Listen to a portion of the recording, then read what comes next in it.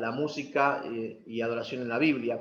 Entonces ahí tenemos el tabernáculo de David, aparentemente así formado entre cortinas. Ahí, como dijimos, hay un acercamiento, hay una intimidad con Dios de parte de David y los músicos que también David estaba acercando a ese lugar. Y la Biblia, bueno, enseña que en ese lugar se cantaban los salmos que David había creado, y también que hay algunos músicos que también, algunos levitas que también crearon también algunos salmos que también se cantaban y que se encuentran entre los salmos de la Biblia, ¿sí? Ahí ese era lo que sería la adoración en ese tiempo, como David y su orden de levitas que él estaba estableciendo, que él estaba formando, adoraban a Dios en ese lugar. Y ahí, bueno, vemos que no había salmos y había cántico nuevo. El cántico nuevo es una expresión de alabanza, digamos, espontánea.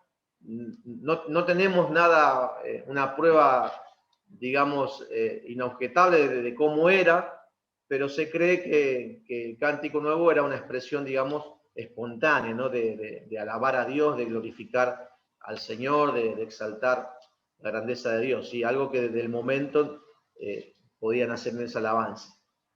Así que básicamente eso es lo que había en el tabernáculo de David.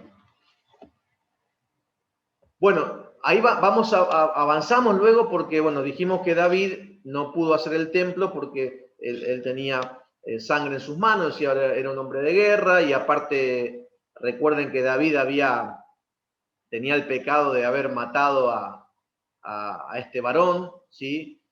Para quedarse con su esposa Betsabé, ¿sí? Él cometió adulterio, ¿sí? Creo que con Urías. Entonces él termina muriendo, Urías, por bueno, plan de David. Y David entonces, bueno, al tener sangre en sus manos, posiblemente sea la sangre que se le reclama, quizás sea por las guerras que él libraba, por la gente que él mató en las guerras, pero también posiblemente porque él había matado a alguien inocente para cometer adulterio. Entonces, bueno, Dios no le permite a David hacer el templo, pero sí Dios dice que va a hacer el templo su hijo Salomón, ¿sí? En el tiempo de paz. Entonces, acá vemos que otra vez se une el tabernáculo de alguna forma, se vuelve a estar entero, ¿no? Porque dijimos que con David estaba separado, estaba el arca por un lado, en Sión, y el altar en otra ciudad. Pero acá Salomón termina de edificar el templo de Dios, y acá Salomón lo que hace es poner, bueno, ahí estaba el altar del holocausto, el altar de bronce, el lugar santo, el lugar santísimo, pero ahí también, bueno, ahí está el altar donde se hacen los sacrificios y vuelve el sacrificio de animales en ese lugar. Vemos entonces también que se siguen cantando los salmos porque David había dejado ya planificado, ¿sí? El orden de los levitas, las casas de levitas que iban a cumplir con la alabanza. Había dejado los directores para esa alabanza. David había dejado también preparado los instrumentos que él había trabajado, había ideado para que se puedan alabar a Dios, instrumento de percusión, instrumento de cuerda, instrumento de viento. Bueno, todo lo fue preparando David para que su hijo Salomón lo estableciera en el templo de Jerusalén. Entonces ahí vemos, ya está unido, se siguen los sacrificios animales, pero unido con los salmos, que fue algo que David fue el que implementó en la adoración del Señor. Y vemos ahí el cántico nuevo sigue permaneciendo, se sigue cantando de forma inspirada. Y bueno, llegamos al punto de que acá otra vez se desaparece lo que es el sacrificio de animales, ¿no? Dijimos que al principio, como ya había sacrificio de animales y no había música, después no hay sacrificio de animales porque David adora a Dios en Sión directamente con el arca, la presencia de Dios. Después levanta el templo Salomón, donde ahí otra vez vuelve el sacrificio de animales, los salmos y los cánticos en ese lugar. Pero ¿qué pasa después? Después sucede la invasión de los babilónicos por medio de Nabucodonosor, que Nabucodonosor, bueno, viene, invade Judá, destruye el templo y se lleva cautivos a la mayoría del pueblo, ¿no? Entonces ellos, los judíos que ahí hasta ese momento adoraban de esa forma en el templo, ya no tienen templo donde adorar, ¿sí? Porque viven lejos de la ciudad de Jerusalén, pero aparte el templo está destruido. Entonces, luego de la vuelta a Jerusalén, ¿sí? Se vuelve a edificar el templo, pero muchos de los judíos se quedaron, no volvieron a Jerusalén, sino que se quedaron en los países donde habían ellos sido deportados, tuvieron hijos, nietos, siguieron su vida en otros países, no regresaron, pero por la distancia, bueno, ¿qué pasaba? Al no poder regresar a Jerusalén para adorar, pero ellos necesitaban adorar a Dios, bueno, entonces se estableció lo que era la sinagoga. Cada ciudad, bueno, se le permitía, los diferentes imperios, el imperio romano también permitía que los judíos que tuvieran más de 10 familias tuvieran la posibilidad de edificársele una sinagoga en el cual ellos podían adorar a Dios en el lugar en que estaban. Entonces ahí por eso surge la sinagoga. La sinagoga es el lugar de oración, ¿sí? Ahí se juntan para orar el pueblo.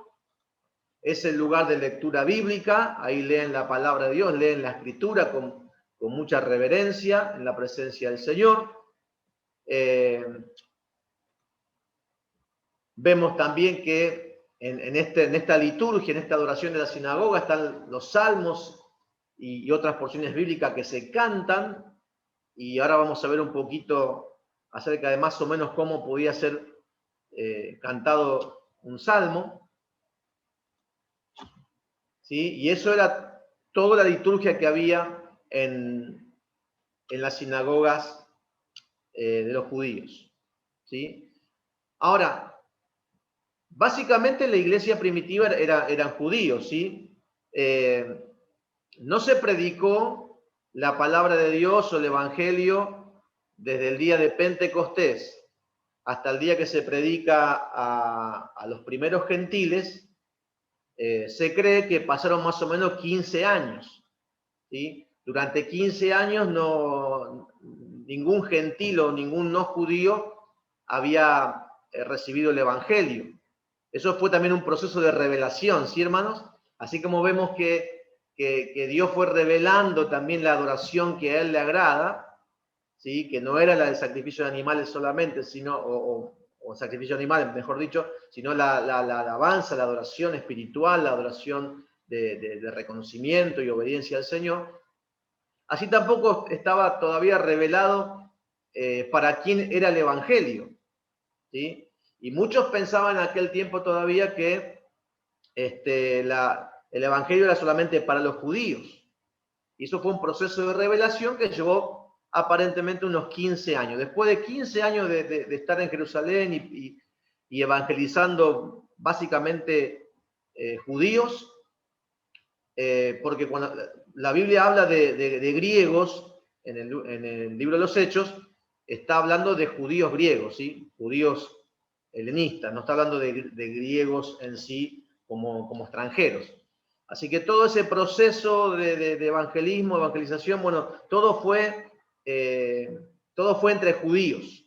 Entonces la iglesia primitiva no era diferente de lo que era el pueblo judío, seguía quizá con la cultura, seguía con costumbre, digamos, que ellos tenían. Entonces la iglesia primitiva no cambió mucho lo que era la adoración que, por ejemplo, se hacía en las sinagogas, ¿sí?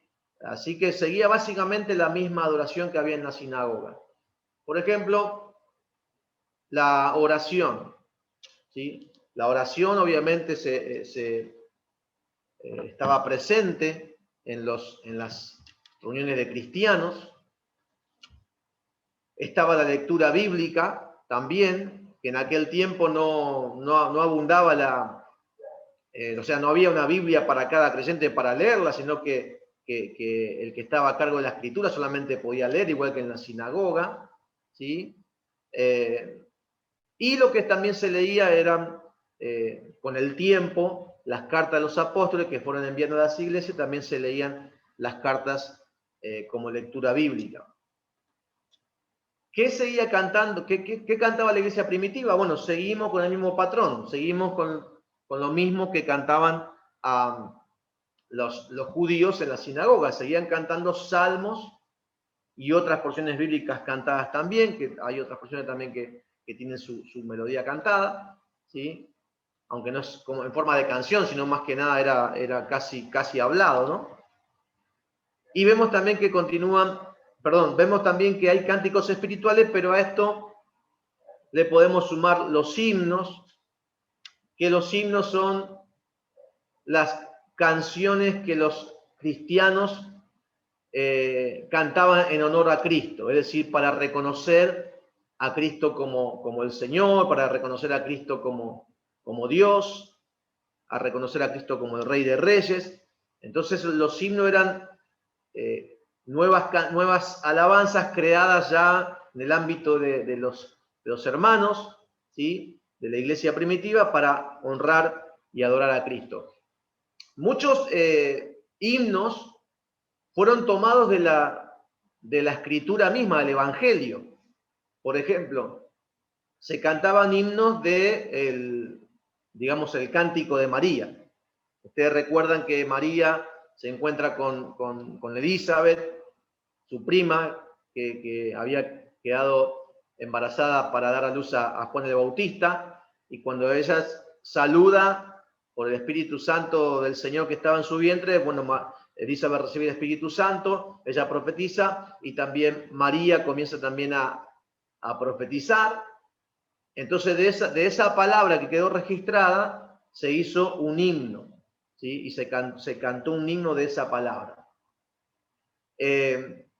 También, por ejemplo, se hacían también himnos, por ejemplo, de porciones de la carta de Pablo. Por ejemplo, Pablo envió una carta donde dice en Timoteo 3:16, dice, Él fue manifestado en carne, ¿sí? Dios fue manifestado en carne, ¿sí? Visto de los ángeles, creído en el mundo, predicado a los gentiles, recibido arriba en gloria. Indiscutiblemente grande es el misterio de la piedad, comienza ese versículo, esa porción. Entonces, de esa carta que Pablo envía, entonces de ahí, para la iglesia, para guardar esa verdad, para que se les quede grabado en el corazón, entonces la iglesia de ahí hizo un himno y lo cantaban en sus reuniones de adoración. Si ustedes ven en las Biblias de papel, ¿no? Porque ahora estamos usando muchas computadoras quizá y teléfonos a veces para leer la Biblia, pero si vemos en la Biblia de papel, vamos a encontrar muchas veces que el texto que está escrito en un formato, pero a veces hay textos que la sangría está, o el párrafo tiene una sangría grande, ¿sí? Para correr el texto más pequeño y se hace como una columna más fina. Mayormente esas columnas son porque son canciones, son poemas o son canciones o son himnos que la iglesia cantaba. Y por ejemplo, si usted mira ahí en Grandes el Misterio de la Piedad, usted va a ver que está corrido el párrafo ahí para diferenciar, porque ese se tomó, esa porción de la carta de Pablo se tomó para, por ejemplo, hacer un himno, ¿sí? Entonces, ¿qué vemos acá en la iglesia primitiva? Vemos un poquito de diferencia. ¿En qué sentido? Que hasta ese momento, bueno, las alabanzas, los salmos, las canciones, bueno, eran en referencia a Dios, a Jehová, ¿sí? Del Antiguo Testamento, pero acá la iglesia tiene la revelación ya de Jesucristo, el Señor, Dios manifestado en carne. Entonces la iglesia comienza a hacer himnos para justamente reconocer esa deidad de que Jesucristo es el Señor, el Dios Todopoderoso, ¿sí? Y ahí aparece una nueva, podemos decir, alabanza que son los himnos cristianos. Bien. Por ejemplo, alabanza en los años posteriores. Bueno, ¿a qué nos referimos con alabanza en los años posteriores? Ya no estamos refiriendo ya al periodo, digamos, post-apostólico de los padres.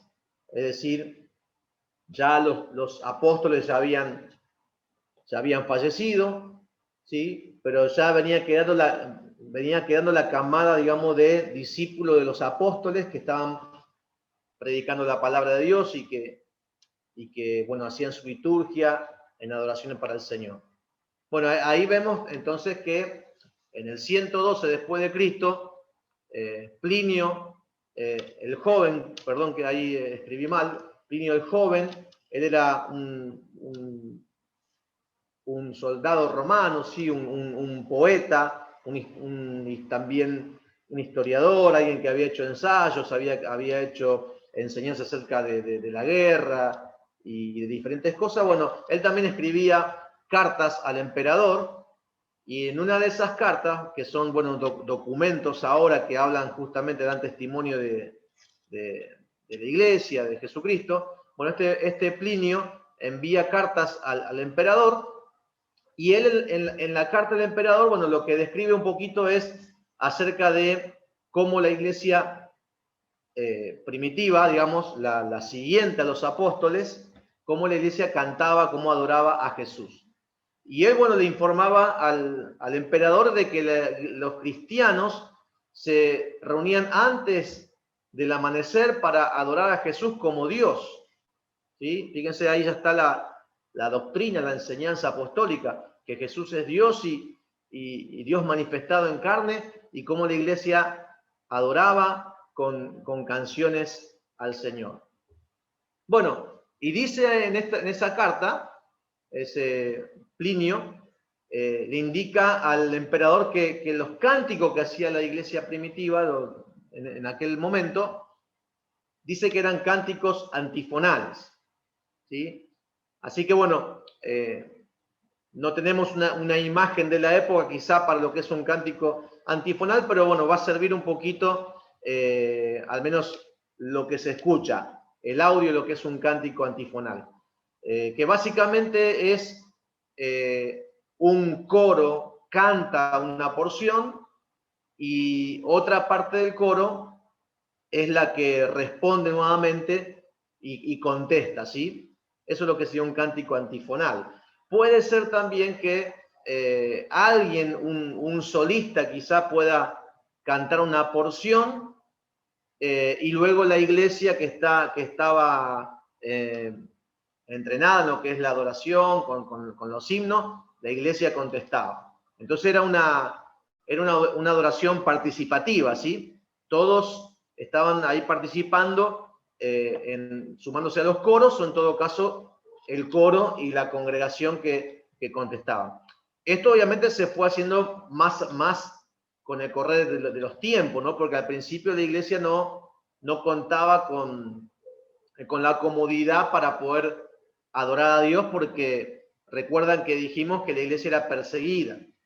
La iglesia, bueno, tenía mucha persecución y no podían abiertamente hacer un culto público porque eran sacrificados. Entonces la iglesia, bueno, lo que más se podía ver era estos cánticos de forma básica, que después con el tiempo fue tomando quizá más perfección en lo que es la voz y demás, la forma de cantar. Bueno, vamos le voy a compartir un poquito aquí, a ver si se escucha, espero que se escuche.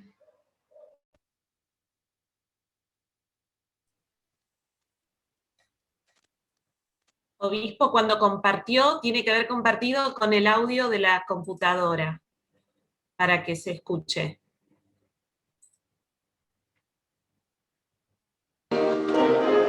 Se escucha.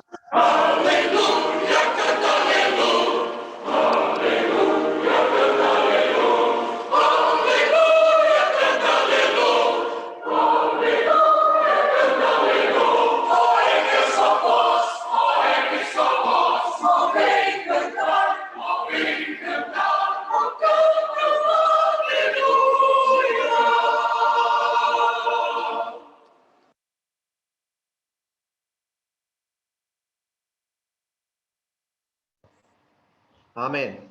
Bueno, tardo un poquito para hablar porque hay que cambiar de micrófono para ver un video y hablar, ¿sí? Pero bueno, ahí se entiende la idea, ¿no? La idea es que un grupo, ¿sí?, canta y otro grupo le responde. Ahí está el coro, por ejemplo, que estaba arriba y el coro que estaba abajo era el que respondía a ese cántico. ¿Amén? ¿Se escucha?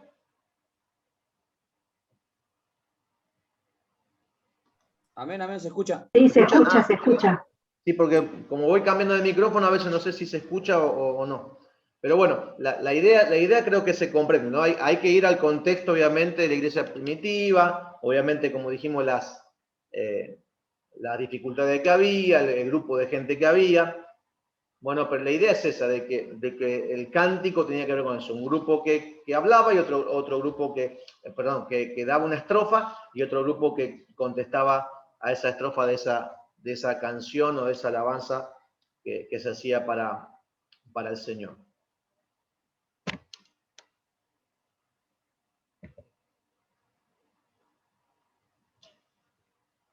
A ver si...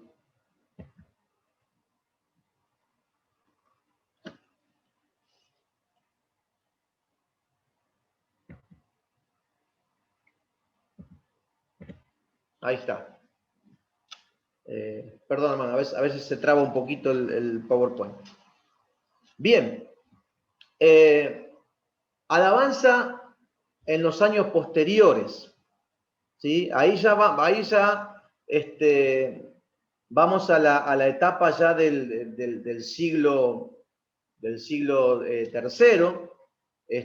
Recuerdan que habíamos hablado de que la música, los himnos, servían justamente para declarar la palabra de Dios. ¿Por qué? Porque no había digamos, libros para que la gente memorice, aparte la gente no tenía tampoco mucha cultura.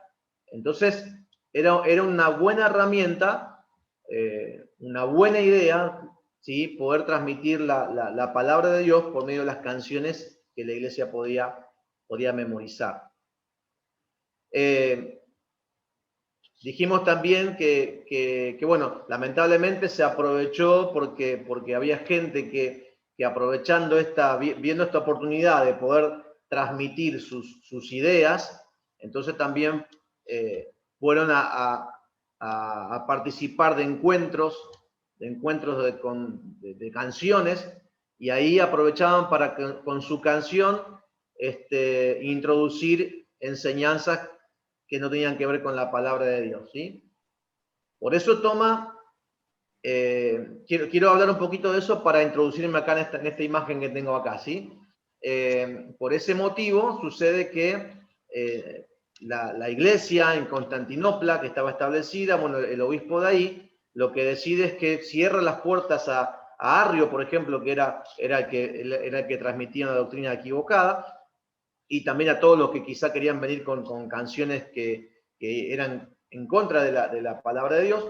Entonces, lo que hace es justamente comenzar a dar lugar al clero, es decir, a los oficiales de la iglesia católica en aquel tiempo ya, para que ellos sean los encargados de diseñar las canciones que se iban a cantar, ¿sí? Y al diseñar las canciones que ellos cantaban, comenzaron a hacer canciones o escrituras o forma de melodía muy compleja, muy difícil de cantar, ¿sí? Por ejemplo, ellos usaban el tipo de canción que se llama melismas.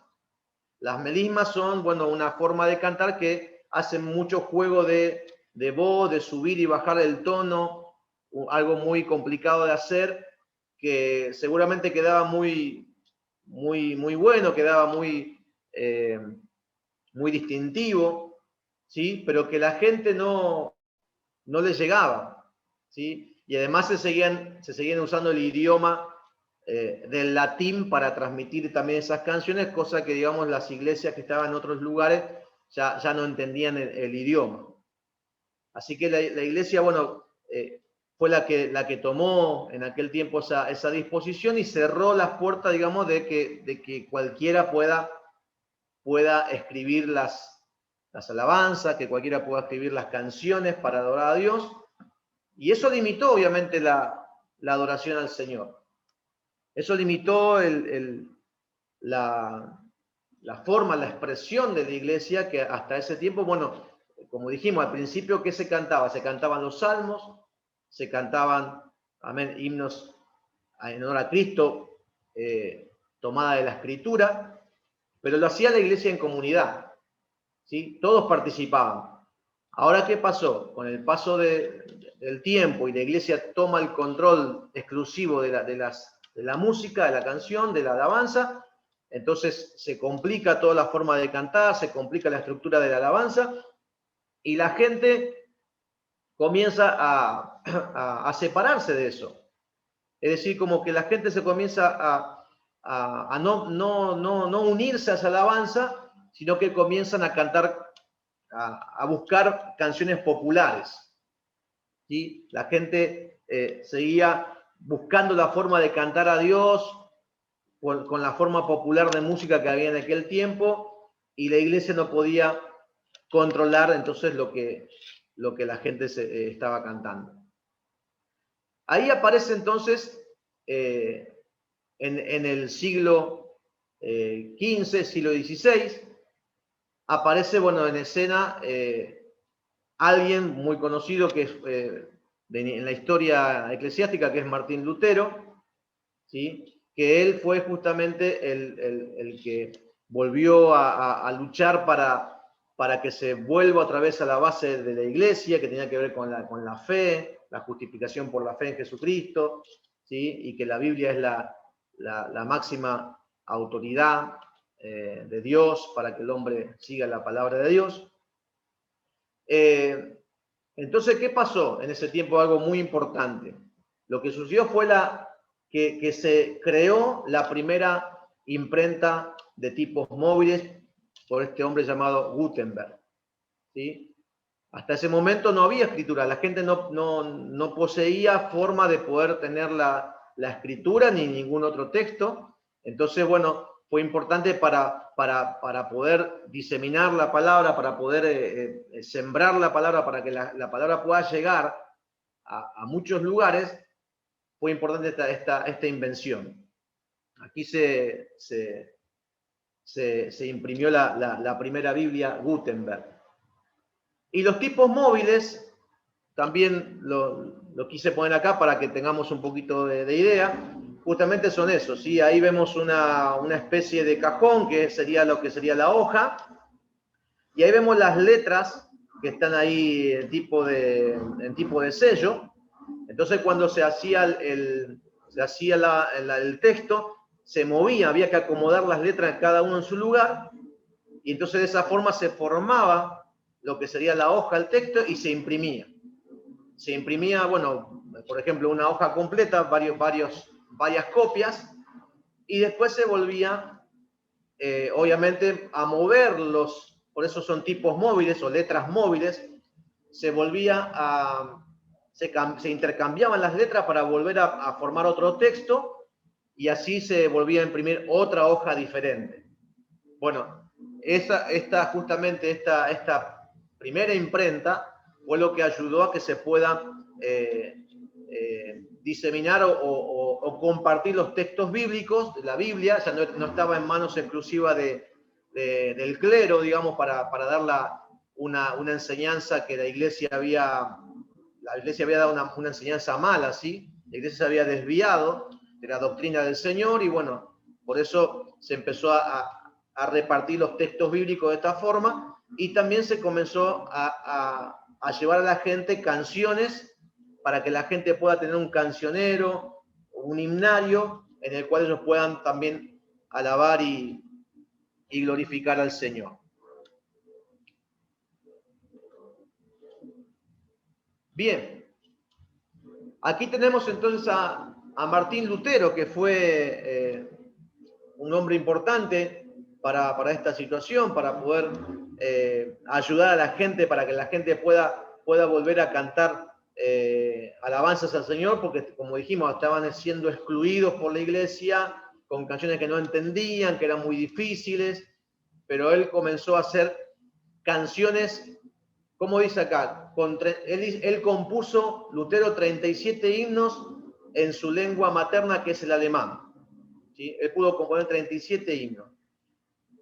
¿Qué hizo él? Bueno, él tomó melodías populares para la época, es decir, que circulaban en aquella época ya música y canciones que no eran de la iglesia, pero la música la gente la entendía, la música, la melodía la gente la conocía, entonces fue práctico para él cambiar esas letras y ponerle melodía, ponerle letra, digamos, de cristiana, con ideas cristianas, ¿sí? con verdades cristianas. Entonces eso fue lo que él formó como himnos para que la gente lo pueda recibir más rápido y lo pueda incorporar. En el momento de la muerte de Lutero, en 1564, fíjense lo que pasó. Él comenzó con todo esto, pero fíjense que después ya se imprimían 60 himnarios en alemán. Ya se multiplicó, ya hubo gente que se comenzó a animar, personas que con entendimiento bíblico, obviamente, se comenzaron a animar a escribir himnos para el Señor, y se confeccionaron 60 himnarios al tiempo de la muerte de Lutero. Y 6 años después, 6 años más tarde, fíjense lo tremendo, ¿no? No es que había, a veces uno piensa que había 100, 200, 300 himnos, 1000 himnos, pero fíjense que en esa época ya vemos el número importantísimo de 25.000 himnos ya estaban escritos en alemán. ¿Sí? Por eso hay una de las preguntas que habíamos hecho, tenía que ver con la explosión de la adoración, ¿no? Cómo ahí Dios obró por medio de Lutero para que la gente, bueno, pueda acercarse a Dios directamente por la palabra de Dios y no por una religión, digamos, que le imponía una verdad que nadie más podía conocer. Se enseñó la palabra de Dios como autoridad, pero también se comenzó a dejar que el pueblo comience a entrar otra vez en la adoración congregacional. La adoración, digamos, como congregación, no que solamente una parte sea la encargada de alabar a Dios, sino que toda la iglesia puedan cantar los himnos y las alabanzas para el Señor.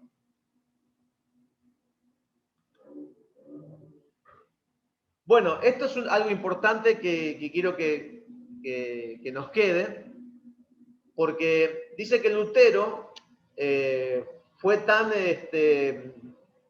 trabajador, digamos, tan laborioso en esta tarea de los himnos y de la música, porque dice que él entendió que la música es un don de Dios, él vio la música como un don de Dios, cuyo propósito es grabar en nuestros corazones las verdades teológicas, ¿sí? Entonces la gente aprendía las alabanzas, aprendía los himnos, pero aprendía la palabra de Dios, lo que está escrito en la palabra de Dios por medio de los himnos que Lutero había compuesto, y eso es importante porque eso es la base también de la adoración de este tiempo, o lo que debería ser.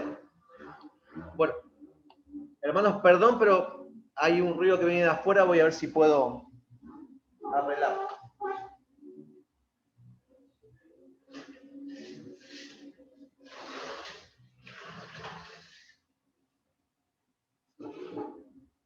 No sé si se escucha, pero justo el vecino, bueno, está con el auto y acá se escucha bastante. No sé si estaba molestando también a la clase, perdón. Entonces, bueno, esto es algo importante, porque fíjense que dijimos, Lutero vio eso, vio que el propósito de las alabanzas, ¿sí? Es grabar la palabra de Dios, es grabar las verdades teológicas de la palabra de Dios en nuestros corazones, ¿sí? Para que la gente, bueno, tenga en la memoria, tenga en su corazón la palabra de Dios, y la música ayuda mucho a eso.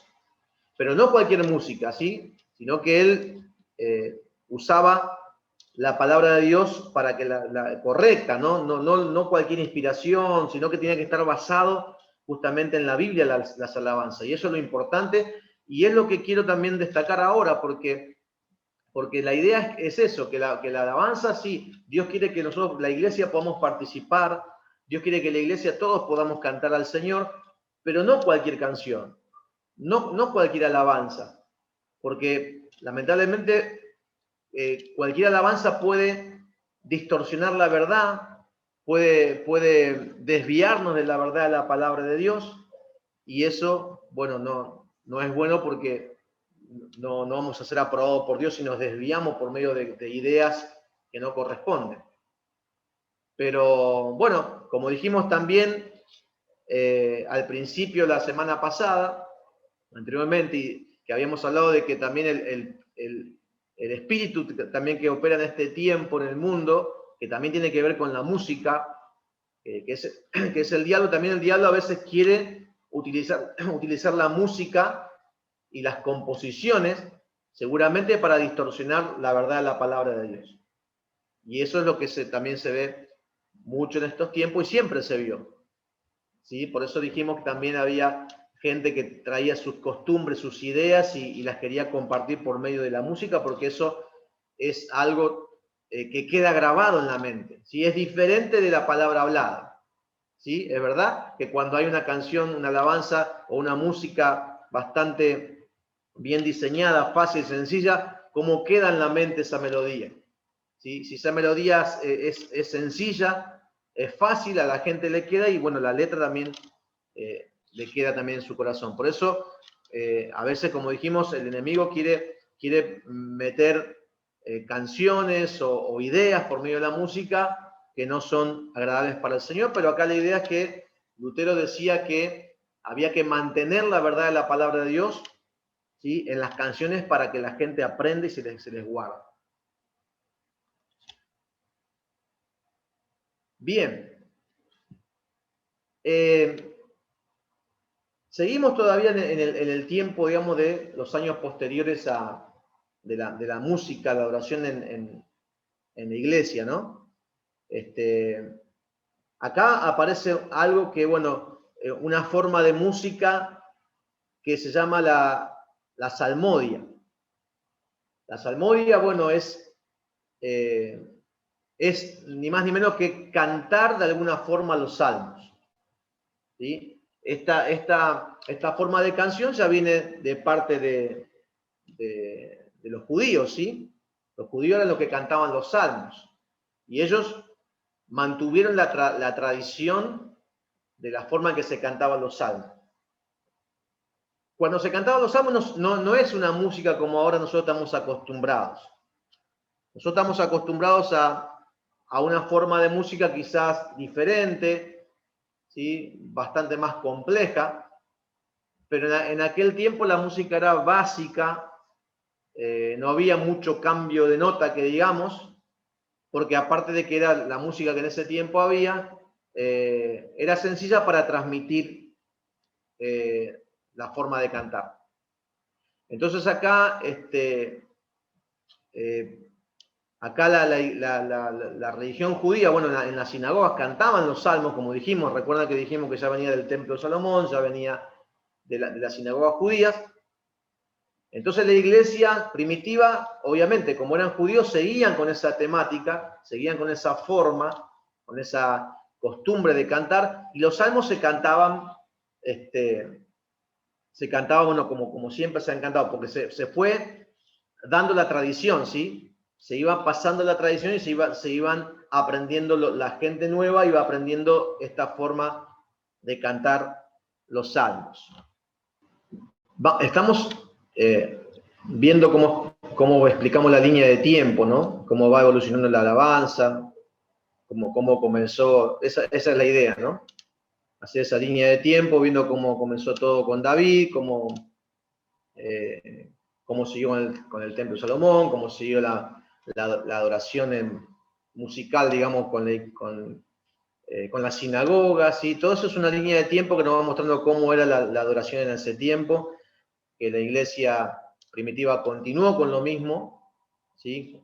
Y finalmente, bueno, vemos esa línea de tiempo, cómo se van manifestando la alabanza, como, bueno, Lutero, al ver que no, la iglesia, digamos, no, la gente no podía adorar a Dios junto con lo que era el clero, entonces él ayudó para la propagación de nuevos himnos, ¿sí? Que llevaron a que la gente también pueda alabar a Dios todos juntos, cantando esas alabanzas para el Señor, ¿sí? Entonces ahí se involucró nuevamente la iglesia en alabar a Dios con canciones como los himnos que había creado, por ejemplo, Lutero. Bien, me había quedado en la parte de lo que es la salmodia, ¿no? Dijimos que había gente que había comenzado a utilizar las canciones, ¿sí? Para traer enseñanzas que no eran. Lutero, bueno, lo que hizo fue traer enseñanzas, digamos, más acorde a la palabra de Dios para que la gente lo pueda aprender, pero lo que se mantuvo aparentemente por tradición es la forma de cantar los salmos, ¿sí? Porque no hay una certeza, no podemos saber a ciencia cierta porque no hay justamente documentación, digamos, algo que afirme cómo era la alabanza, digamos, de la iglesia primitiva. Pero bueno, se cree que continuaba con los patrones, digamos, judíos, la forma de cantarlo. Y los salmos, como dijimos, David había ya establecido cómo se cantaban los salmos. Él había puesto ya una forma de melodía a las canciones, que era una forma sencilla de la melodía de los salmos. Él había dado directivas para cómo tenía que ser la música, al director en qué tono tocar el salmo y demás.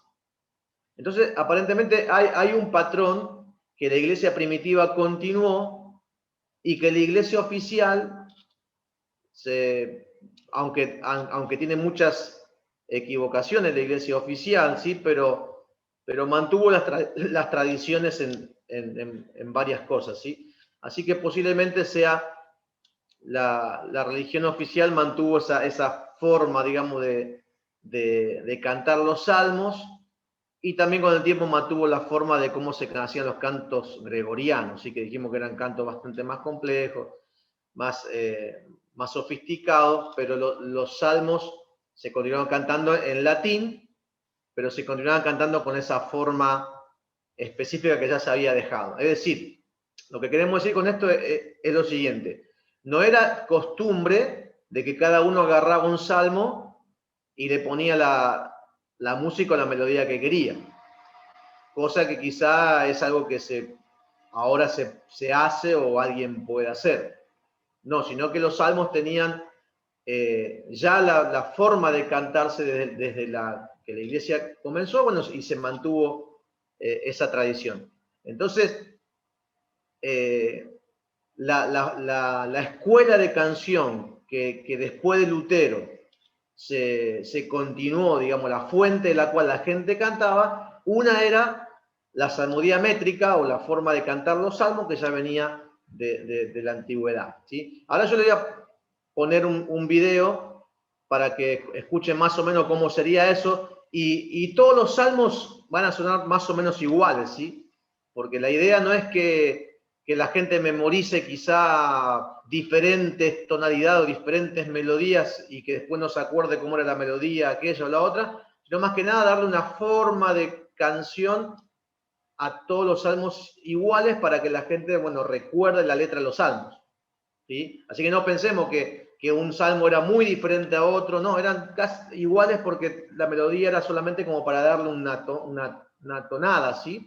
Y a partir de eso ayudarse a memorizar los salmos, ¿sí? Así que bueno, es una melodía sencilla, digamos, no muy atractiva como la gente quizá en esta época quiere, ¿no? La gente como que le presta mucha más atención a la melodía de ahora, que es más sofisticada, quizá más moderna, tiene otros tonos, pero en esa época recordemos que no se usaba para el gusto de la gente, ¿no? Sino que se usaba más que nada para tratar de memorizar la palabra de Dios, ¿sí?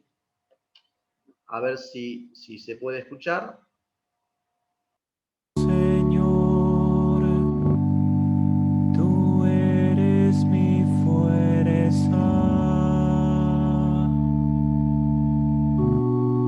Yo te amo, Señor, tú eres mi fuerza, el Dios que me protege y me libera. Yo te amo, Señor, tú eres mi fuerza.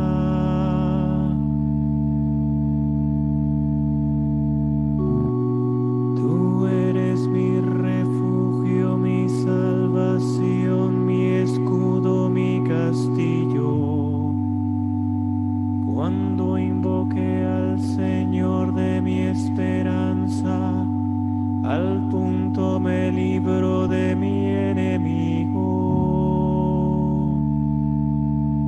Yo te amo, Señor, tú eres mi fuerza.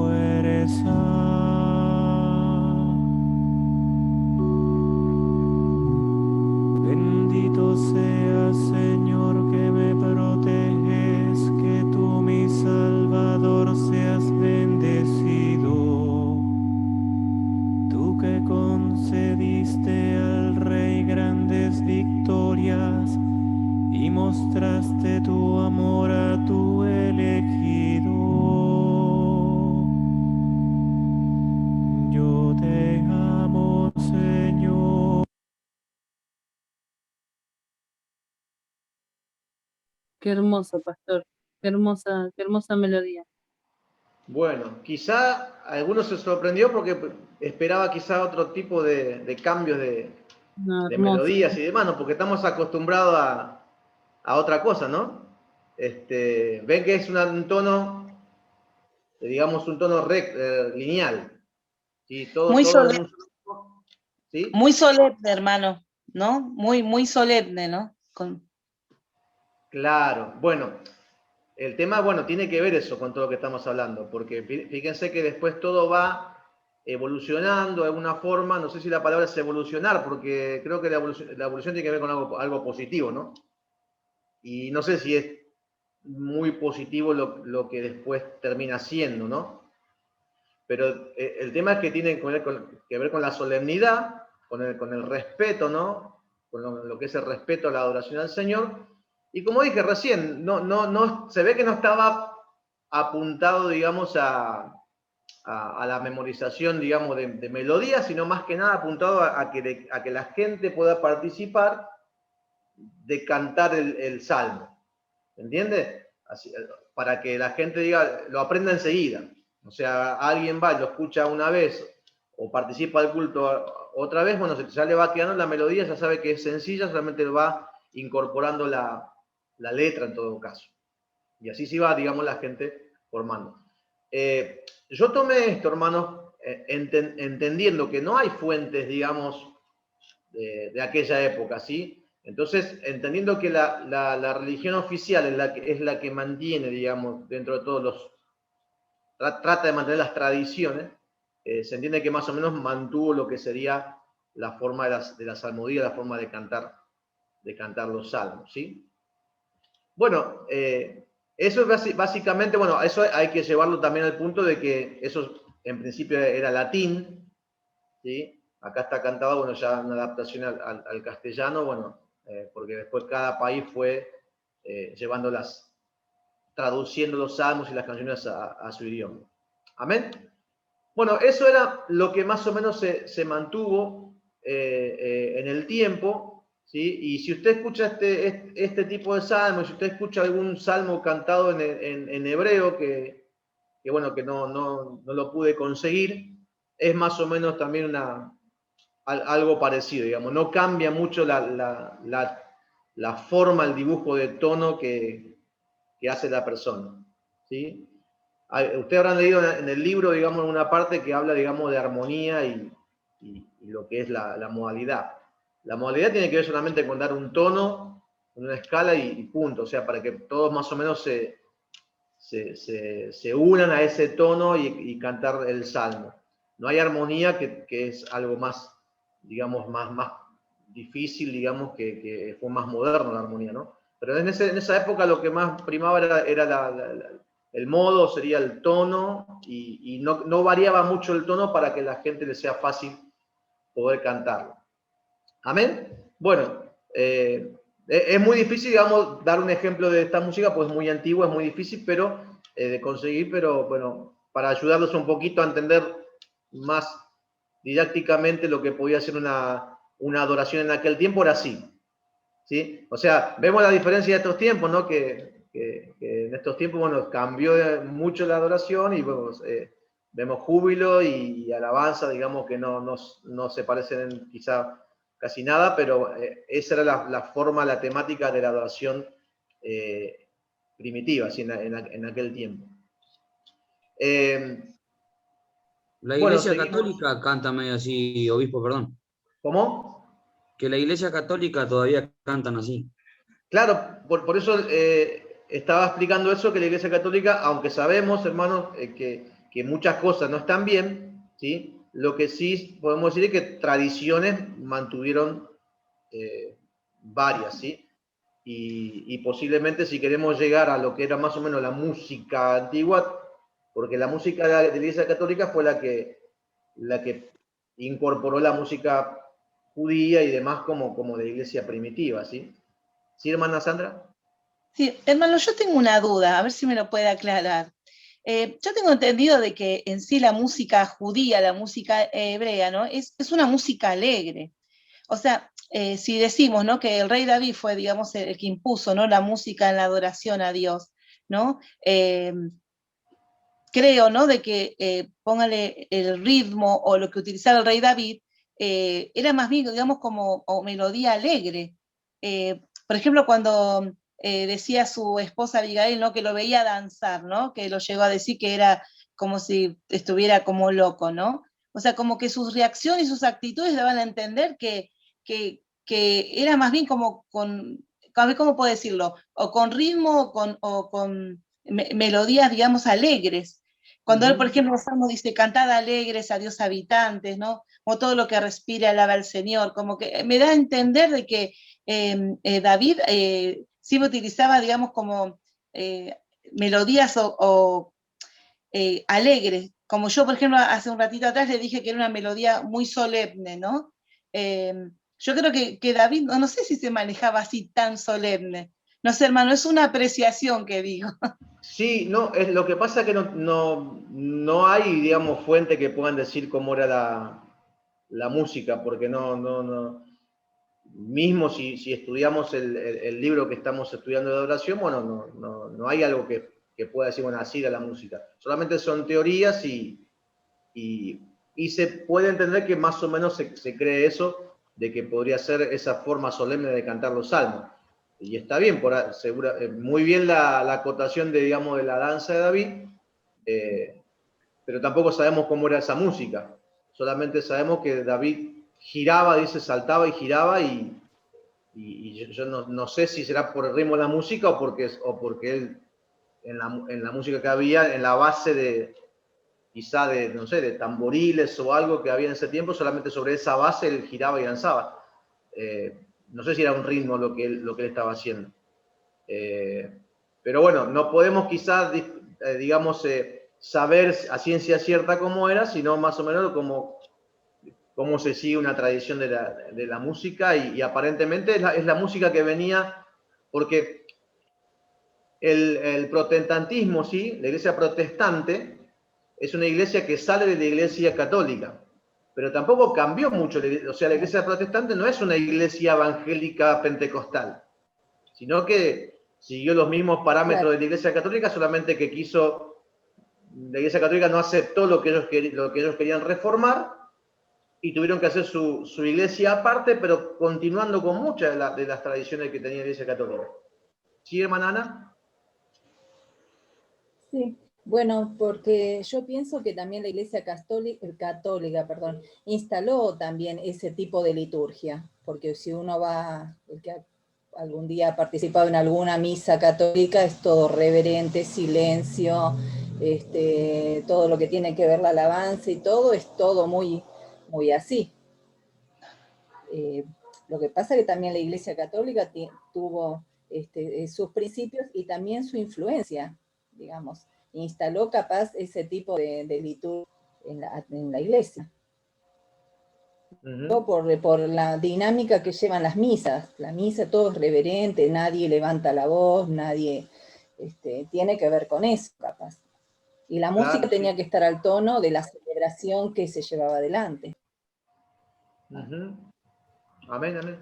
Sí, hermano, es así. Bueno, pero como ve, o sea, estamos nosotros viendo no lo que es lo que está bien o está mal, estamos viendo cómo fue la historia de la música y tenemos que reconocer que históricamente lo que queda, digamos, como tradición es lo que tenía la Iglesia Católica. Ellos en un tiempo fueron los que oficialmente adoraban, digamos, eran los encargados de la adoración, como dijimos al principio, y ellos disponían la forma de adorar, y quizás no era, como dice la hermana Sandra, como adoraba a David, ¿sí? Pero ellos habían establecido que quizás tomaban ese ejemplo de cómo adoraba la iglesia cristiana al principio.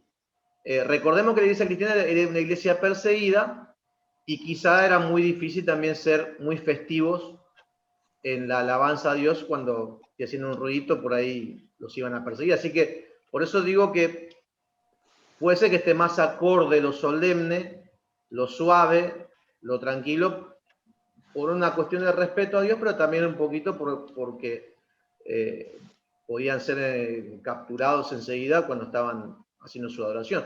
La hermana Sandra, y después le doy lugar a la hermana Miriam, ¿sí, hermana? ¿Hermana Sandra, ahí va a hacer una acotación? Sí, hermano. La hermana también Gladys después. Sí. No, bueno, Sí. yo quería decir con respecto también a lo que dijo la hermana Ana, ¿no? Creo que esa parte solemne lo ha puesto, ¿no?, el mismo clero, como lo que estamos estudiando. Pero, ¿sabe, hermano? En 2 minutos trataré de contarle, todo esto que estamos viendo me hizo recordar. Hermano, yo fui a un colegio de monjas húngaras desde jardín hasta 5º año comercial. Y estuve, cuando vino el Papa Juan Pablo II, estuve estudiando encíclicas papales, dirigí el Rosario, hermano, en Villas, y bueno, ¿no? Y participé de misas y un montón de cosas. Y por supuesto, vi todo eso solemne, ¿no? Pero cuando fui a mi primer campamento de jóvenes, ahí donde yo empecé a escuchar por primera vez la alabanza, cuando yo vi jóvenes danzando, hermanos, cuando yo escuché la alabanza alegre, la alabanza que ministró, la alabanza que, bueno, para mí fue algo tan glorioso, hermano, ¿no?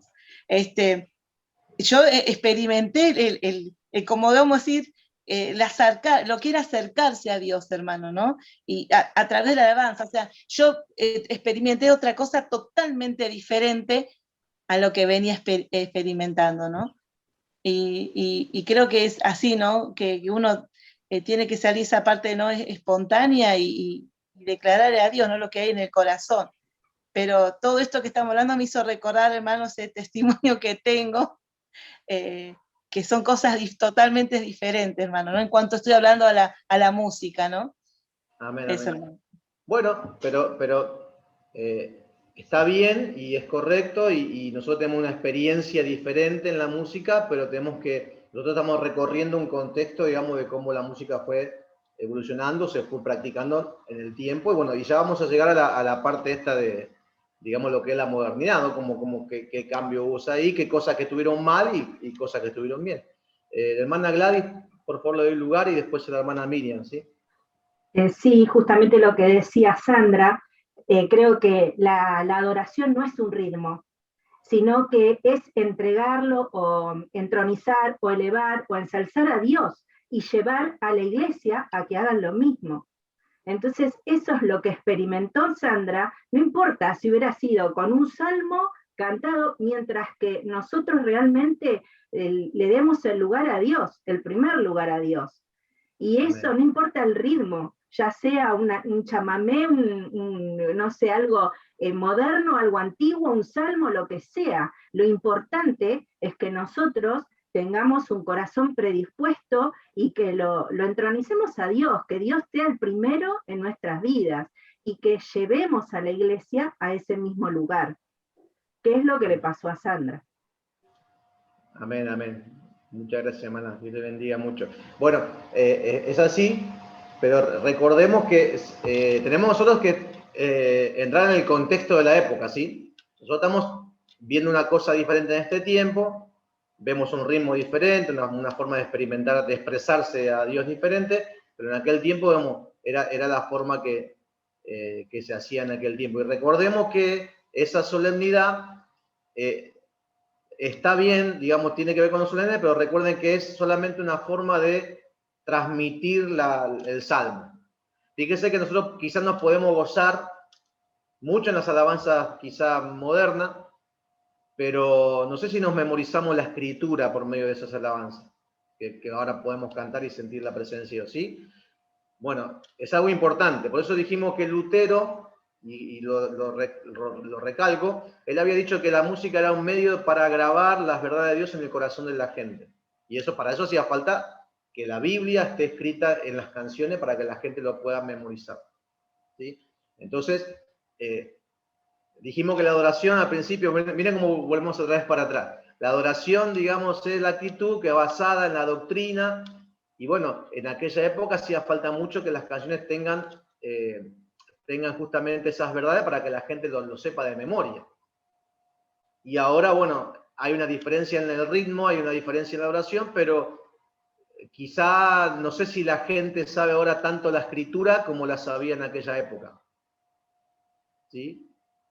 Hermana Lorena.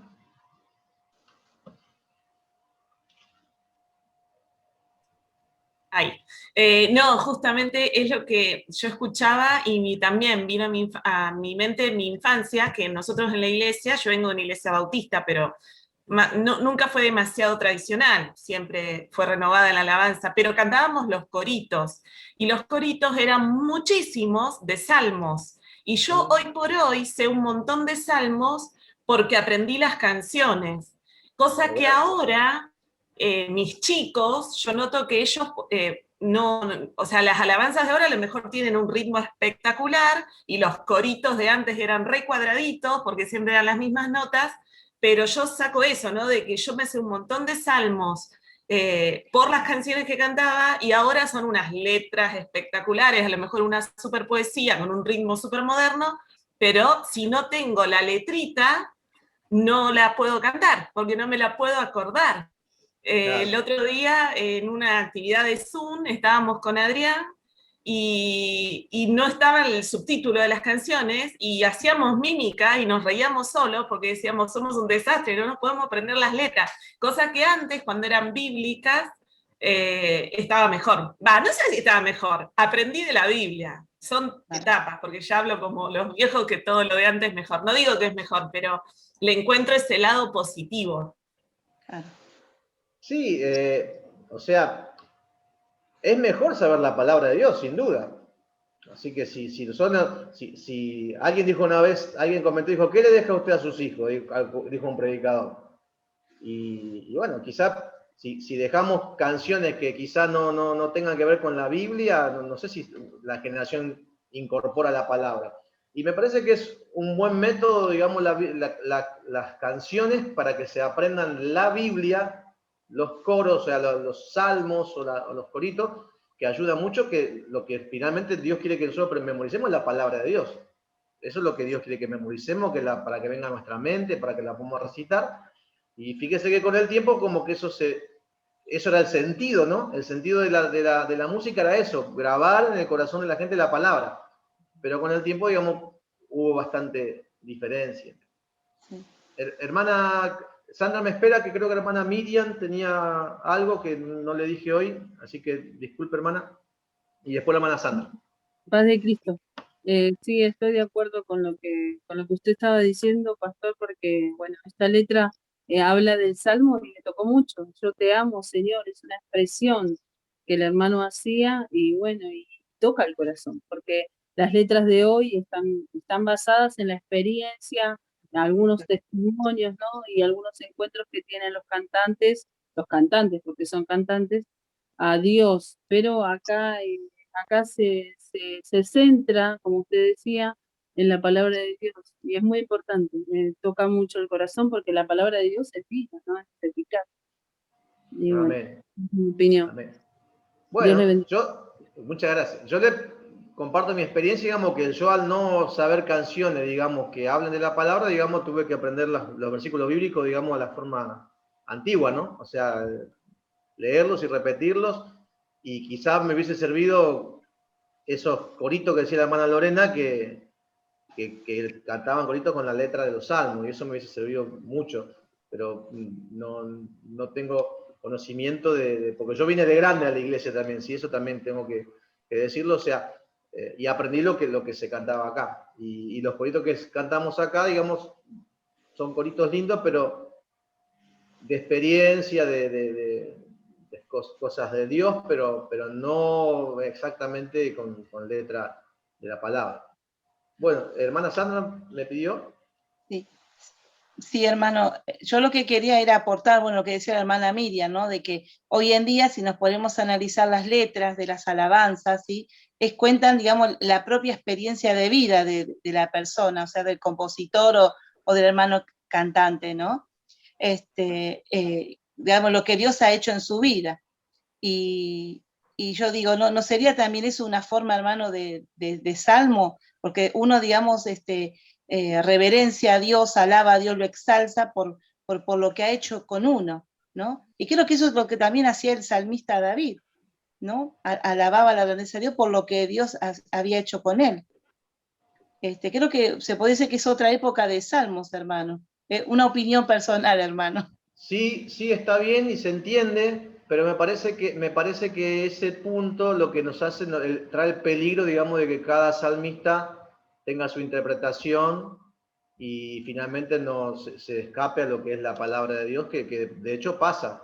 De hecho pasa mucho, hay canciones que se escapan y uno dice, esto está muy emocionante, digamos, pero el que entiende la palabra, ¿no? El que tiene conocimiento bíblico, dice, puede decir, bueno, está lindo, pero no creo que esto tenga que ver con la palabra de Dios, ¿sí? Y otros que no saben la palabra, bueno, se incorporan cosas que no son bíblicas y que son peligrosas. Así que en ese sentido está bien, que me parece a mí que es bueno y es bueno que haya nuevos salmistas, pero mucho cuidado con lo que se escribe, porque ya no sería lo que dice la Biblia, ¿no? La escritura, porque lo que importa es la escritura, ¿sí? O sea, yo por más que escriba un libro, vamos a ese punto, por más que yo escriba un libro lo mejor posible, nunca va a tener valor un libro como lo es la Biblia misma, que es la palabra de Dios. Y el libro es algo que yo puedo hacer, pero entonces lo mismo puede pasar con una canción hecha personal, con algunos rasgos de la palabra y otras experiencias que no sería misma la palabra de Dios. Hermana Gladys. Sí, pero hay una diferencia que si es inspirada por Dios, tiene otra llegada. Por ejemplo, nosotros ahora vemos la bendición arónica, que cuando se cantaba, no sé, en Israel, qué sé yo, ahora, hoy por hoy, le ponen otro ritmo y impacta los corazones. Es una canción que impactó a todo el mundo. Entonces, si está inspirada en base a la palabra de Dios, impacta los corazones de lleno. Así que sí, creo que nosotros, teniendo el Espíritu Santo, ya los tenemos que saber cuáles son las que nos llegan y cuáles no. Nosotros tenemos que tener ese discernimiento. Amén, amén. Bueno, lo más seguro es que las canciones tengan la letra de la Biblia. Eso sería lo más seguro. Ahora, hacer una canción inspirada, o sea, no hay más inspiración, ¿no? Porque la inspiración está hecha en la Biblia, ¿sí? La inspiración de Dios es la Biblia misma, ya no hay inspiración aparte de la Biblia. Que sea autoritativa, a eso me refiero, que tenga autoridad. Ahora, hacer una canción inspirada tomando de la Biblia y que sea segura, bueno, habría que ver quién la escribe, el conocimiento que tenga, bueno, varias cosas que estaría bien, no digo yo que no, pero como decimos, la historia bíblica lo que trataba de hacer era pegarse a la escritura. Y aunque después todo cambió y hay gente que hace sus canciones a su forma, la idea principal era que se transmita la palabra y ahora cambió eso, ¿sí? No sé quién más me dijo, el hermano Facundo Golar, Dios te bendiga, hermano. No te había visto. Amén, ¿cómo está, obispo? Dios lo bendiga. Amén. Hola, hermanos, ¿cómo están? Buenas noches, Dios lo bendiga a todos. A mí, sinceramente, cuando iba a la iglesia católica me aburría. Iba a la iglesia católica y me dormía. Estaba ahí, me dormía y escuchaba, bueno, algunas canciones, pero no entendía mucho. Pero la verdad me dormía. Y cuando fui por primera vez a una iglesia cristiana, me gustó la música, la alabanza. Porque yo venía de un lugar donde estaba triste, digamos, las cosas del mundo. Estaba triste. Andaban las drogas, en el alcohol, todas esas cosas. Y llegué a la iglesia y cuando escuché la primera alabanza, escuché una que decía libre para correr, libre para reír, bueno, una alabanza así creo que era. Y veía a los que estaban cantando, que saltaban, o sea, era otra cosa. Y digo, ¡fua! Acá quiero estar. Qué bueno, esto es alegre, esto es, sí. Y en el momento de la solemnidad, cuando estaban todos, o sea, orando, se tornaba ese ambiente donde el Espíritu de Dios se movía de otra manera, donde entraba cada uno, depende del corazón como estaba, entraba y operaba el Señor ahí, en esa persona, quebrándolo, restaurándolo, ayudándolo. Y para mí, no quiero decir que uno esté bien o otro está mal, pero a mí en particular, la iglesia cristiana fue la que para mí estaba a full ahí, porque fue algo increíble, un encuentro impresionante con Dios. Eso quería contarnos. Amén, gracias, hermano. Bueno, igual que se entienda que yo no estoy diciendo que tenemos que cantar todos así, ¿eh? No, estamos solamente diciendo que así fue el proceso, digamos, de la música como se pasó por tradición. Seguramente que a nosotros nos gusta, es más, quizá alguien pueda tomar un nuevo salmo, una nueva letra bíblica, cantarla exactamente como está en la palabra de Dios, ¿sí? Y estaría bien porque es alegre, es moderna, pero tiene la palabra de Dios, como está en la Biblia. Ese es el punto. No es que tenemos que cantar de esa forma nosotros en todas las iglesias, sino que era la forma en que se transmitían los salmos en aquel tiempo y la música que la iglesia venía cantando de esa forma, ¿sí? Aparentemente esa era la forma que la iglesia cantaba los salmos, la iglesia primitiva, seguida en lo que venía en las sinagogas, amén, y después, bueno, todo fue evolucionando. ¿Sí, hermano Jaime? Padre Cristo, obispo, Padre Cristo, hermanos, hermanas, Dios les bendiga a todos. Yo tengo una pregunta. La pregunta es directa. ¿Podemos cantar ahora lo mismo, igual que hace la Iglesia Católica, o ya no? Porque usted dijo en religión oficial, yo supongo que se refiere a lo que es la Iglesia Católica. Sí, la canción no tiene que ver que es mala porque es católica o apostólica o de quien sea. Si la canción es un salmo, es la palabra de Dios cantada. No es que está mal porque lo hizo la Iglesia Católica. Sí, eso entiendo perfectamente entiendo eso. Como dijo, religión oficial, y como que a nosotros creo que somos medio inoficiales, yo creo. Y a eso me refería. No, bueno, lo sentí de esa manera. Se le dice la religión oficial al catolicismo porque fue la que se oficializó, digamos, en el imperio romano, ¿sí? Y ahí quedó como la iglesia oficial. ¿Sí? Bueno. Entonces, cuando se dice iglesia oficial, se refiere más que nada a la iglesia católica. ¿Sí? A veces se usa esa expresión, pero bueno, estamos hablando de la iglesia católica, que es la que era oficial en aquel tiempo y que mantuvo las tradiciones, ¿sí? Una cosa es la iglesia oficial, la iglesia nominal, y otra es la iglesia de Cristo, ¿sí? Así que tenemos que ser la iglesia de Cristo. Eso es lo que importa. Muy bien, gracias, obispo. No, eso no va a ser la pregunta. Y otra cosa, no sé si esto es exactamente la primera vez que yo escuché, que fue no es lo que somos nosotros, ¿cómo se llama? La Asamblea Apostólica, sino que yo fui a otra iglesia, que es la Mansión Celestial. La primera vez que yo entré, al igual que al hermano Facundo, me pasó esto. Nos llamó al altar a todos. Y esta es la alabanza que escuché. Sé que todos utilizamos para el momento de bautismo, cuando dice, he decidido seguir a Cristo. No sé si es muy bíblico, hasta ahora no lo encontré, pero es una decisión que uno toma. Eso me mantuvo muchas veces cuando estuve, por ejemplo, por caer, volver otra vez a la bebida. Y de verdad que yo lloraba y decía, yo he decidido seguir a Cristo. Es una palabra que me impactó, personalmente hablo, ¿no? Y yo veo que utilizan eso en momentos de bautismo, todo eso.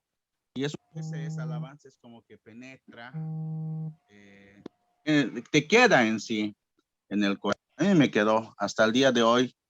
Escucho esa alabanza y me vuelvo, es como que un retroceso a donde empecé. Y bueno, eso quería decir. Muchas gracias, obispo, y que Dios los bendiga a todos. Amén. Bueno, hermano, el punto es que esos himnos son himnos, algunos no tan antiguos, ¿sí? Pero hay otros himnos y que son bíblicos en el sentido, no que está escrita mismo versículo bíblico en la canción, ¿sí? Pero son himnos inspirados, digamos, que se entiendan, ¿no? Ya expliqué recién que la inspiración misma de la palabra, bueno, está en la Biblia, no hay otra cosa. Pero son tomados por hombres de Dios que utilizaron la palabra teológicamente para hacer un himno que tenga que ver con la enseñanza general de la iglesia. Así que, así como esos himnos, hermano, que me decidió seguir a Cristo, bueno, es un himno que tiene que ver no con la letra específica de la Biblia, pero tiene que ver la idea bíblica, ¿no? Y también había otros creadores de himnos, que como ya dijimos, Lutero también hizo himnos, ¿sí?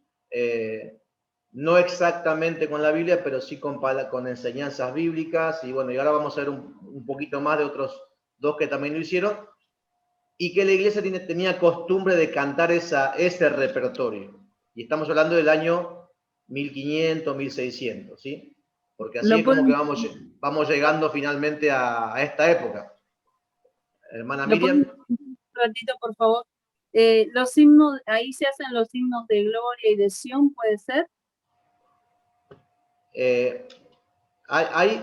Yo no tengo mucho conocimiento de himnología, pero sé que hay himnos, digamos, apostólicos, de hermanos apostólicos que hicieron himnos y que se incorporaron a diferentes himnarios, pero también hay himnos que son más antiguos que también se incorporaron ahí, que no son directamente, digamos, de apostólicos, ¿sí? O sea, hay entre el himnario himnos más antiguos que también están en los himnos que nosotros conocemos. Imagínense que ya dijimos que creo que hay un himnario que tiene 400 himnos, no sé si es Suprema Alabanza, y en ese himnario, bueno, hay himnos apostólicos, de hermanos de la iglesia, de la asamblea, ¿sí? Pero también hay himnos que son más antiguos todavía. Ya dijimos que los himnos datan muchos himnos datan, digamos, del año 1500, ¿sí? Donde comenzó la propagación de los himnos, ¿sí? Por medio de Lutero y de otros cristianos que no son del nombre, pero son los que estaban evangelizando y propagando la palabra. Amén. No llegamos a la parte específica apostólica porque esa es otra materia. Amén. La materia del culto apostólico, o sea, ahora no estamos viendo de lo que está bien y lo que está mal, sino que estamos viendo, digamos, la historia, cómo se fue desarrollando la música. Después, en todo caso, en culto apostólico, ahí se ve, digamos, ya directamente qué es lo que corresponde a nuestra enseñanza bíblica y demás. La forma de adorar aquí, nosotros como apostólicos.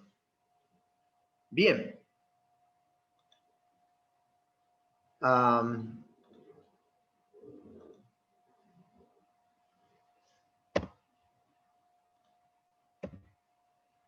Bien, como dijimos, hermanos, en esa época, después de Lutero, se venían cantando los salmos de esa forma para memorizar más que nada.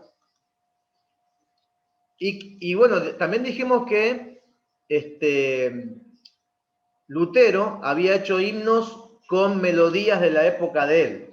O sea que ella sale de lo que era la forma de cantar salmos, esa forma quizá solemne, ¿sí? O esa melodía más lineal, y se cantan canciones o himnos con música en esa época más moderna y más popular. Entonces se cantaban los salmos todavía, la gente cuando hacía culto, cuando hacía las reuniones y la adoración, cantaban esos salmos, la salmodía, cantaban también himnos que había compuesto, era la costumbre, ¿sí? Cantar los himnos que había hecho Isaac Watts, ¿sí? Él fue el creador de unos 750 himnos.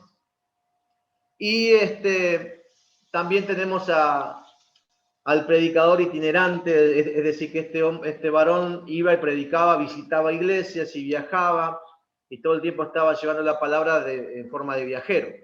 Y mientras que él viajaba de iglesia en iglesia, iba componiendo las canciones, y fíjese el número que aparece acá. Más de 6.000 himnos hizo este predicador llamado Charles Wesley, ¿sí? Entonces, ¿qué cantaba la gente en ese tiempo? Después de que la iglesia fue reformada, bueno, seguían cantando los salmos, cantaban los himnos mayormente de Isaac Watts y de Charles Wesley, y esa era la fuente del cual la iglesia, los congregantes cantaban y adoraban al Señor. Bueno, ahí están las tres fuentes, ¿sí? La salmodía, como dijimos, y las alabanzas que cantaban que habían creado estos dos predicadores.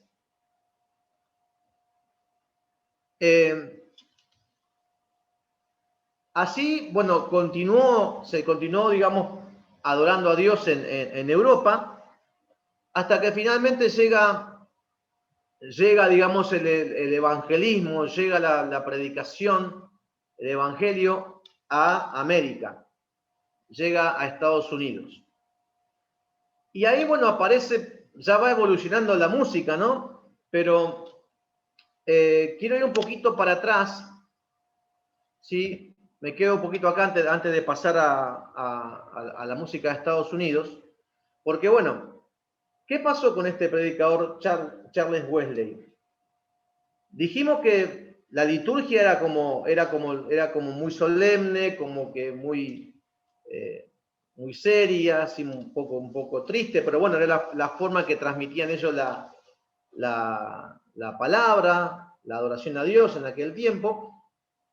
Y Charles Wesley, cuando él iba viajando, ¿sí? De iglesia en iglesia, iba llevando la palabra, llegó a un grupo de moravos, ¿sí? que eran un grupo de pietistas, digamos, era una forma, una rama, digamos, del evangelio, ¿sí? que habían ellos creído que justamente que la adoración era un poquito como que la religión se había la justificación por la fe, por la sola fe, hizo que mucha gente se enfriara en su religión y que muchos se justificaran que todo pecado que cometían, toda vida fría o tibia o mundana, todos lo justificaban por la fe en Jesucristo, ¿sí? Entonces, esa forma de religión también, aunque era verdad que solamente por la fe en Jesucristo, ¿sí? O solamente Cristo es nuestra justificación y la Escritura es nuestra autoridad,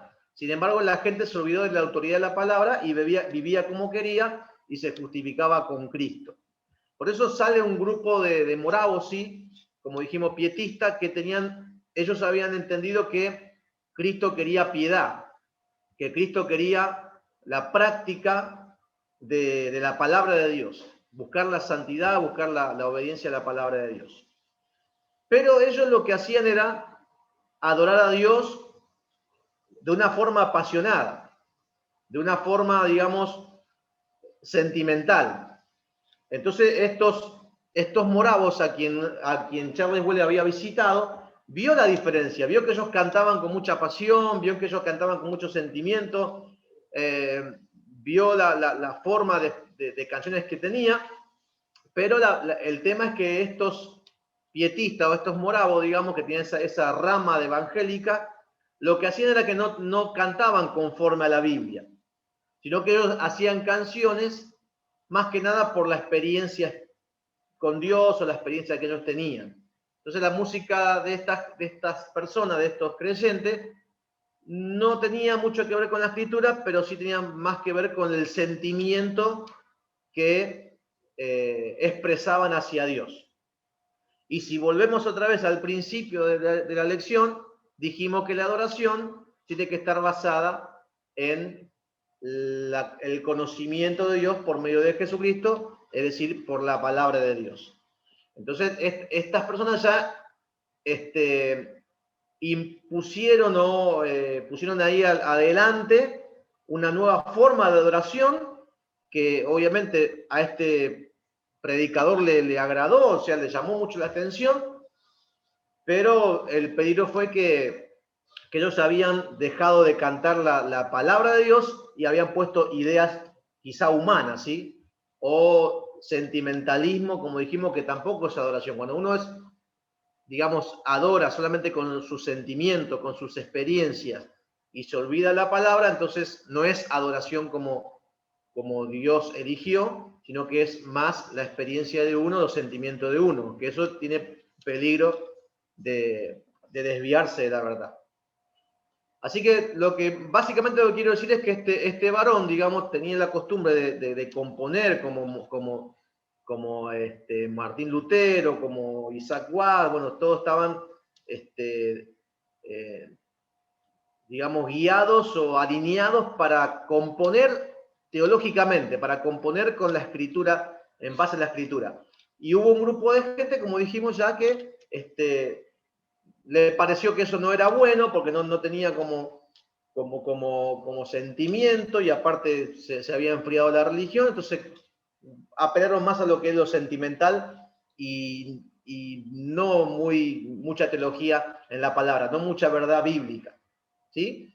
Así que eso estaba de moda en aquel tiempo ya, estaba de moda, que eso pegó mucho en aquel tiempo, se propagó mucho, digamos, esta forma de alabar con los sentimientos, aunque por ahí la letra no era bíblica. Y esa fue justamente que se transmitió ese evangelio llegó finalmente a Estados Unidos, y ahí sí, bueno, ya llegamos acá a Estados Unidos. Fíjense que ya llegamos al año 1801, en el cual, bueno, se hace una campaña, bueno, auspiciada por los metodistas que había allá en Estados Unidos en aquel tiempo. Se organizó esta campaña en Kentucky, como dice ahí, en Kenridge, en 1801. Y bueno, miren lo que dice acá, que esto también llama la atención. Fíjense de que pasamos de lo que es lo que es la adoración fría, lo que es la adoración muy eclesiástica, ¿no? Muy triste, como lo podríamos definir en algún momento, ¿sí? Muy solemne.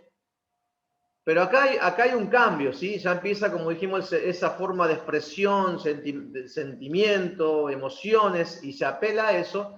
Y en esta campaña, ¿sí? Esta campaña duró 6 días, ¿sí? Y hay un libro que habla acerca históricamente de esta campaña, y fíjese lo que escribe bueno, escritor, autor.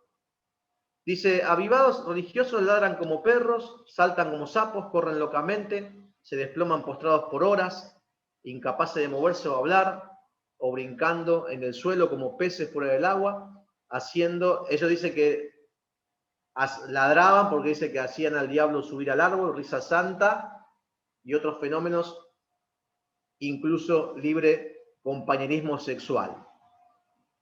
¿Sí? Ven que acá, y ahora saco un poquito la imagen para charlar un poquito de esto. Amén. ¿Ven lo que sucede acá? Cómo cambia todo, digamos, de lo que es.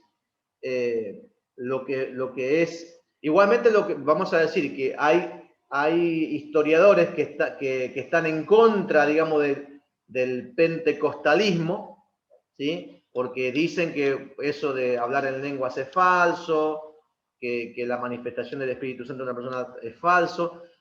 Pero ¿qué pasa? Hay 2 ramas, ¿sí? Nosotros somos pentecostales porque somos de la iglesia del Pentecostés, somos del día de Pentecostés, porque creemos en el Espíritu Santo, hablamos en lengua, ministramos los dones del Espíritu Santo. Pero tenemos un orden de adoración.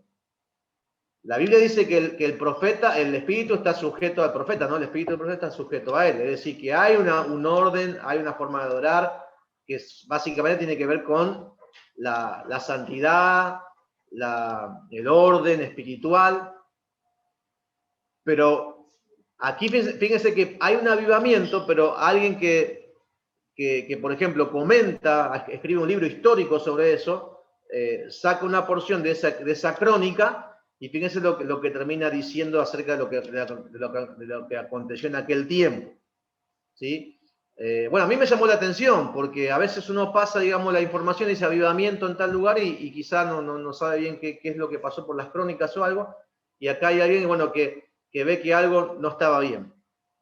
¿Sí? O sea, la forma que se manifestó la gente en aquel avivamiento.